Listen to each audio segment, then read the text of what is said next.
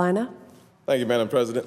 I have enjoyed, well, not really, but I have listened to my colleague to the left talk about just opening the government back up. And I think to myself, as she used the analogy of the saving someone's life, dragging them halfway to shore and then stopping, I think to myself that when you think about the veterans, the House of Representatives passed a bill to fund the Department of Veterans Affairs. I think about all those veterans who served our nation, put their lives on the line, and the House of Representatives sent over a bill to fund the very crucial needs in our veterans. And yet, the Senate has failed to take it up. I think about the national parks and all the opportunities that we have to see our parks open back up, see our veterans not denied at the World War II. But no, the Senate refuses to take it up. I think about NIH and the critical funding that is necessary to continue the research. And yet, our friends on the left refuse to take up this critical piece of legislation.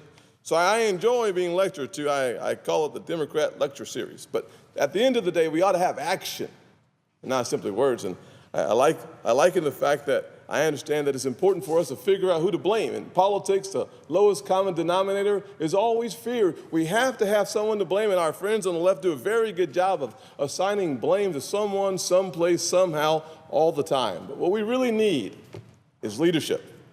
Not more information about the polls, but leadership. We need people committed to the cause. In a town that seems to be the epicenter of activity for the economy, we have 2/3 of this legislative process, the White House and the Senate, being run by our Democrat friends.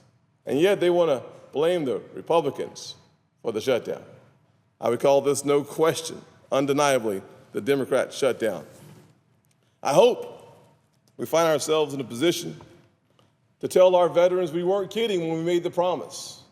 Promises made should be promises kept. There ought to be no question of our commitment, and we've seen that commitment demonstrated by our friends in the House, Republicans and Democrats, working together to pass legislation to take care of our veterans. We need more of that.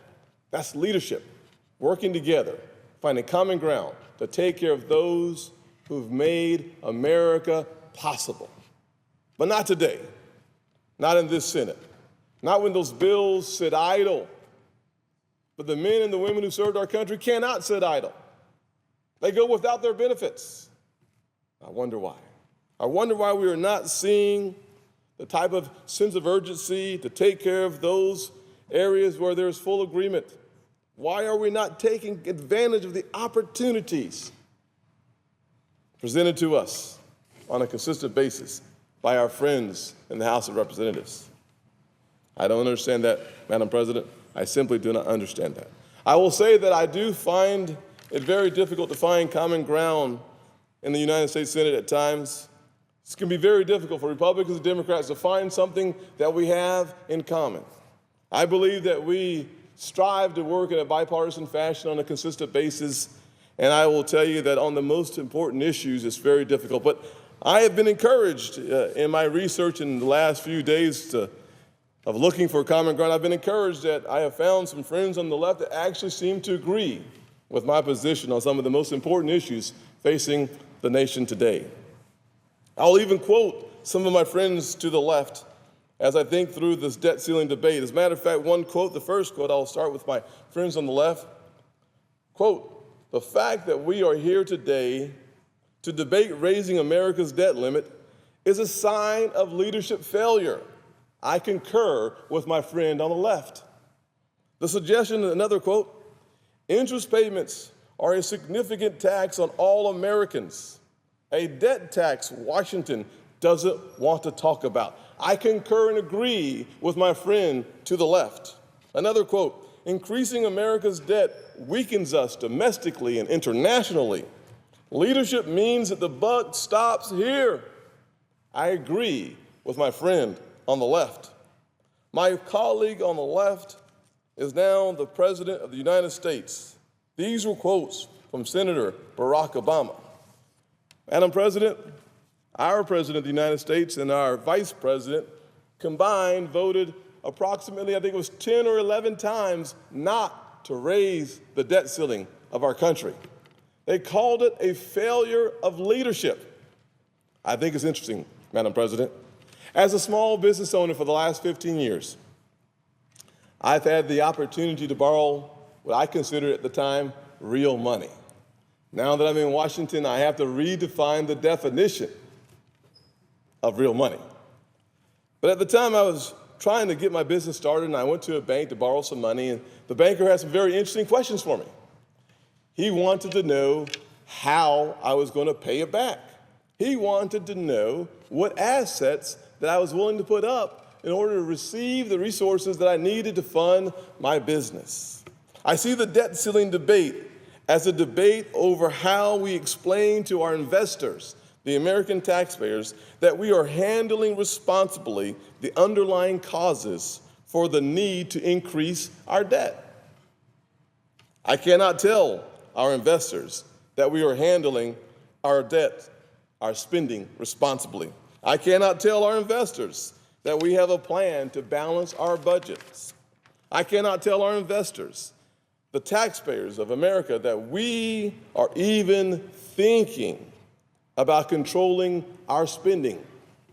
No, as a matter of fact, over the last 5 years, we've spent nearly $5 trillion more than we've brought in. And our friends on the left want to have a serious conversation about the spending of this country. I cannot tell our investors, the American taxpayers, I can't tell them what I want to tell them, but I can tell them that we do not deserve an increase in the debt ceiling unless we produce a plan. I can tell our investors here at home that we do not deserve an increase without balancing our budgets. I can tell them, the taxpayers of America, that until we are willing to cut our spending at the same rate that we increase our credit card limit, we don't deserve their confidence in raising the debt ceiling. Some would ask us, well then, Senator Scott, where, pray tell, would you find the revenue? We've heard from the friends in the House of Representatives that there's just no more money for us to cut. We can't find any place to cut anything in this $4 trillion spending plan. Really? Well, there are many options on how to cut spending here in America, and here are some very simple ones. Senator Tom Coburn regularly shares reports on government waste. Last year, he showed how the Market Access Program had provided $20 million to the Cotton Council International, and they used it to create reality TV shows in India intended to promote the use of cotton. India, for the record, is an exporter of cotton and produces twice the amount the U.S. does. The OMB released a report that improper payments for Medicare amounted to $47.9 billion in 2010, or 9% of Medicare's budget. The Chamber of Commerce looked at the Davis-Bacon requirements and found that it inflates the cost of federal construction projects by as much as 15% and cost the taxpayers over $1 billion annually. 1,500. There are over 1,500 programs in the United States government that are in duplication, costing the taxpayers more than $400 billion. Madam President, I would like to be able to share with the investors of America, the taxpayers, that we have a plan. I'd love to share with the taxpayers of America that one day we will balance our budget. I would love to tell the taxpayers of America, our investors, that they can have confidence in our ability to lead us in such a way that future debt increases will be less likely to happen. Madam President, I have not seen such a plan. I've not heard conversations about controlling our debt, only conversations about increasing the limit to create more debt. Madam President, I am concerned that as we wrestle with the problems of today, we have no focus on tomorrow. I hope that this body will work diligently, not only to have a conversation about the debt limit of America, but a conversation about how we take care of the underlying problem.